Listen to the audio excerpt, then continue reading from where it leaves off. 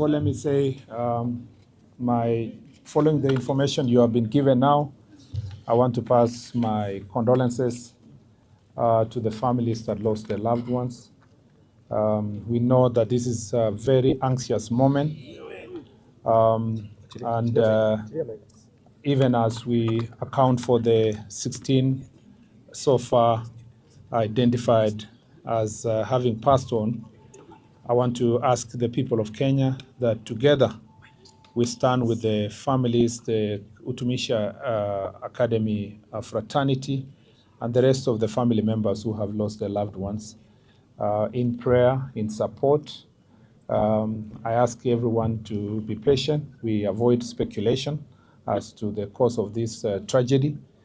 I also want to thank the multi-agency team of disaster response, starting from our county security team led by the county commissioner, the KDF team, the various formed up units, including us too, that came in very fast. As you very well know, most of the students who come to this school are children of our officers who serve in the National Police Service.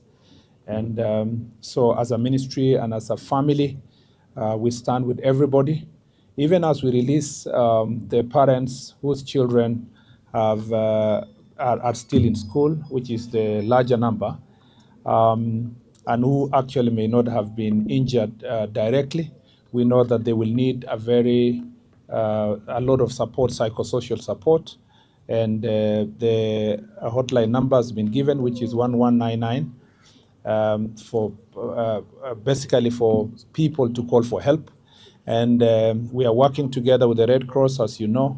They are part of the National Disaster Response team, so that even when their children have already gone home, we will make sure that even at home, they will receive counseling services and psychosocial support wherever they may be.